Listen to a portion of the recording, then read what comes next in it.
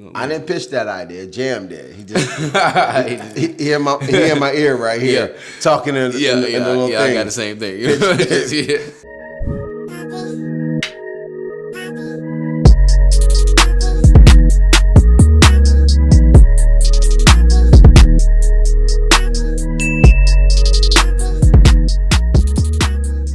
We wanted to shoot something that was different, a little bit longer, a little bit more intense.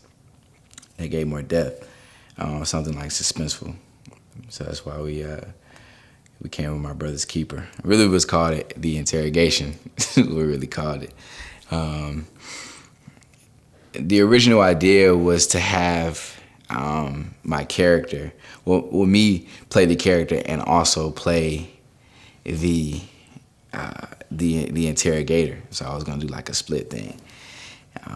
But then, like, handing that camera to everybody, Jam, Chris, they was like, we should definitely, let's ask your dad, And, and I was like thinking to myself, like, I don't know, man.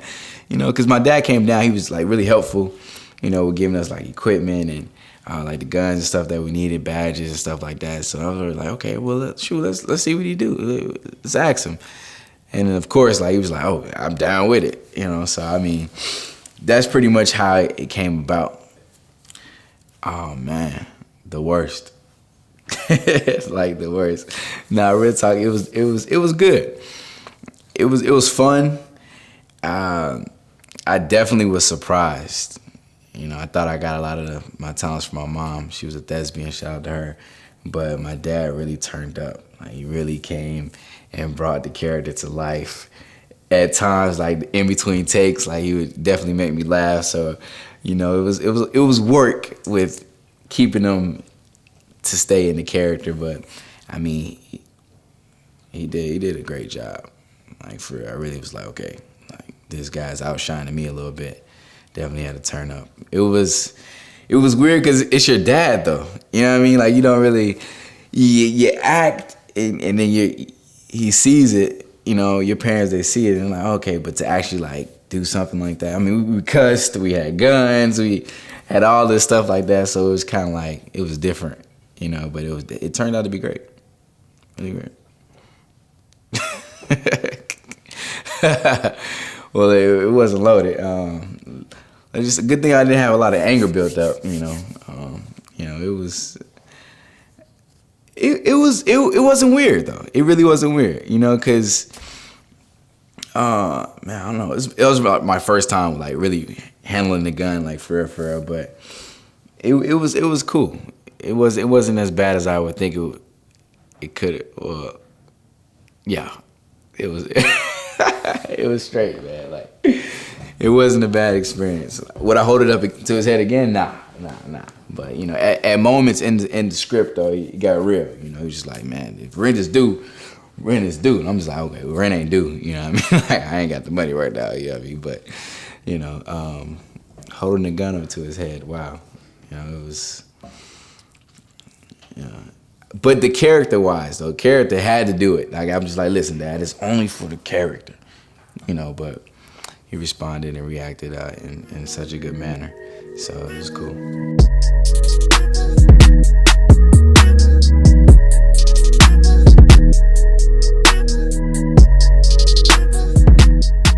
Well, it's the first time we ever act together. It felt natural. It felt like we were born to do this thing, I know he probably said he thought he got his talents from his mom or something like that, but he got his true talents from me, I'm a natural born actor, never really played it out. Wanted the kids to kind of get excited in some things, and, I love to always support the kids on whatever it is they want to do. And I wasn't necessarily surprised that, he was a good actor. I knew he was, but I think, we really kind of gelled together, and it was just a natural occurrence. I guess I didn't feel a way. We just flowed with it. You know what I mean? Well, the character I played, the detective, I was a police officer already, so I pretty much had, a sense of, how a police officer, operates, even a crooked officer, how a crooked officer operates as well. And just understanding the whole role of, what was required, and thinking of some past situations that I was in when I was a police officer, kind of, helped me roll through that role. Well, at first, I wanted to smack the shit out of him because he was being disrespectful. But no. So, but no, it's all in character. I understand the character. I love it so strong that it's nothing that they could do to make me sad or anything like that or feel some kind of way. In real life, none of that would have never happened. He would have went through a window or in a door in a wall. But since we were playing, I think, I just chose to push him through a window after it was all over with. But no feelings. It was all good.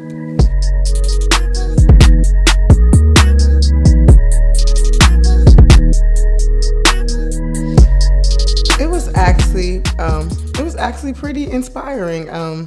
I know my son is very talented. I've groomed him his whole life, and I got him to where he is at this day. But I've never really seen. My husband has always been someone who's been charismatic and able to get in front of a crowd and kind of work the room. So it was interesting seeing him in the character and actually seeing them have to be adversaries. Being against each other. So it was pretty inspiring. My role in this project was I was the creative director. I was a producer. No, just kidding. Well, actually, I was just coming down because production had wrapped up and was coming to kind of make sure the set was clean and everything. And then someone just said, "Hey, let's try to shoot another scene." And so about 1 o'clock in the morning, I got kind of pulled into being the boom girl. Whatever that is, I'm not sure the boom girl is, but yeah, that was my role. I learned that as far as they had great chemistry together, which is something that they've always had, but it was pretty good that they were able to feed off each other, and I saw a lot of passion in them, so that was pretty. It was pretty good.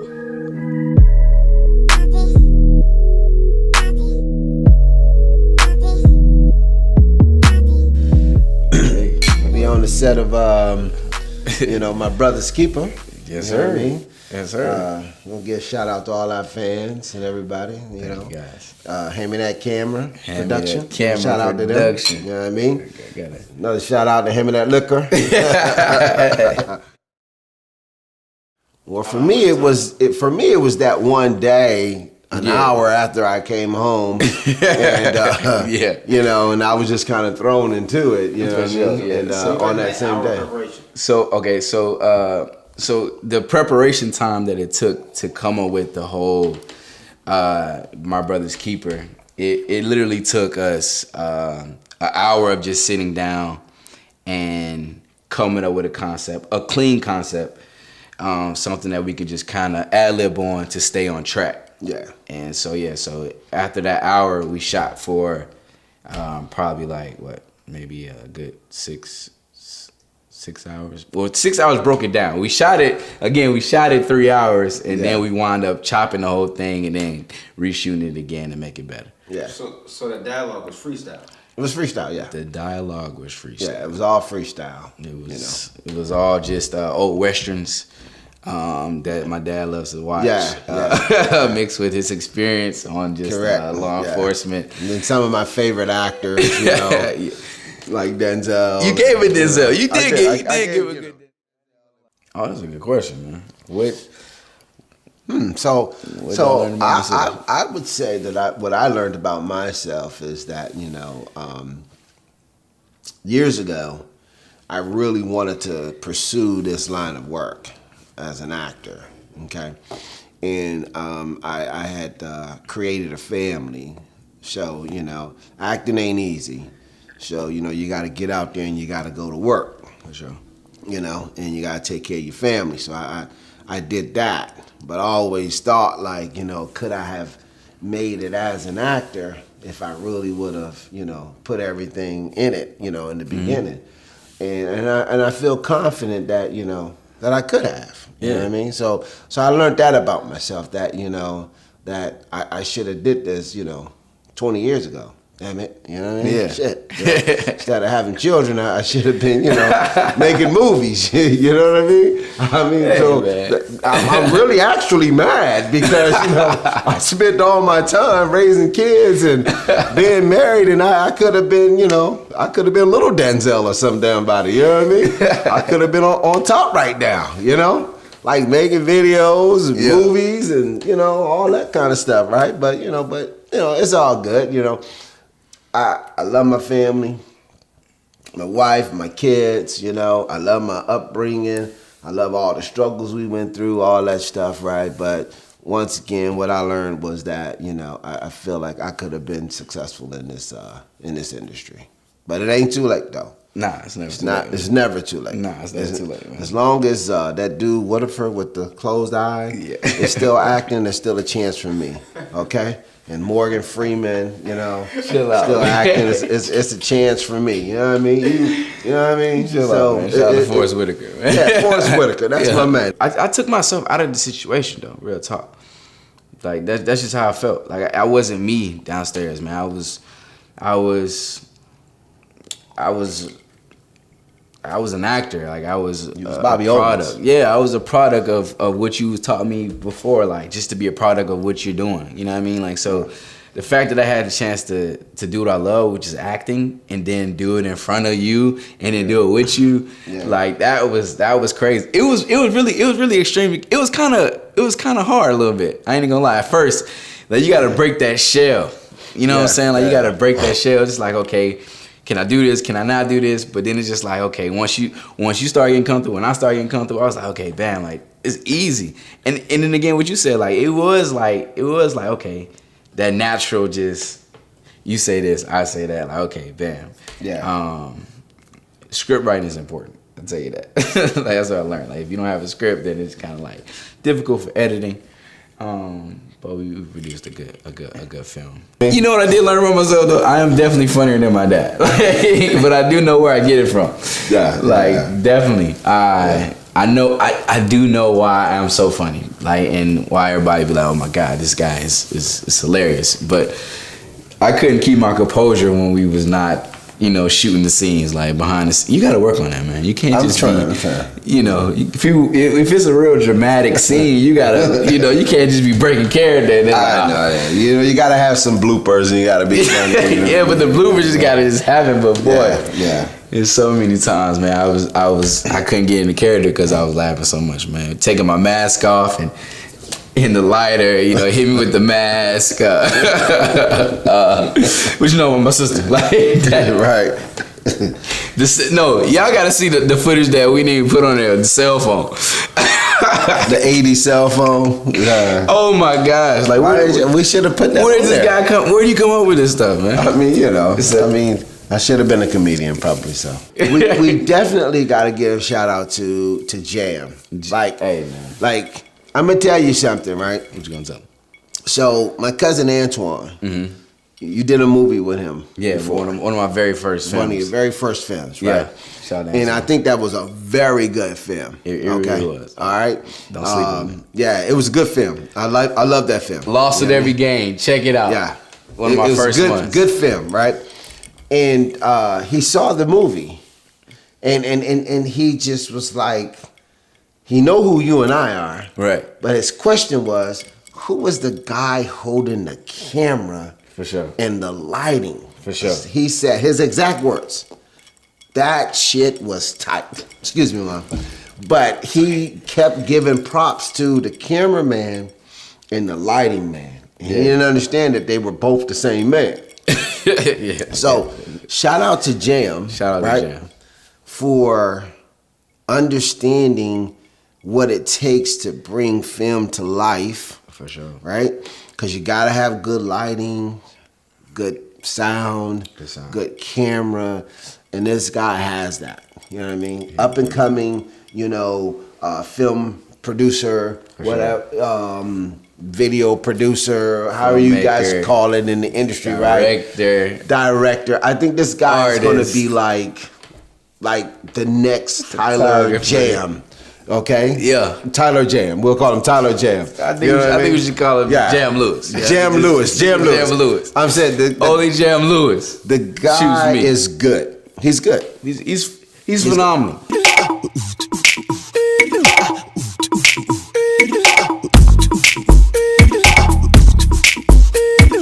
Yo, what's up? It's Marquise Antonio, and in My Brother's Keeper, I play Bobby Owens. Thank you guys for watching, and stay tuned for more, man. Hand me that camera.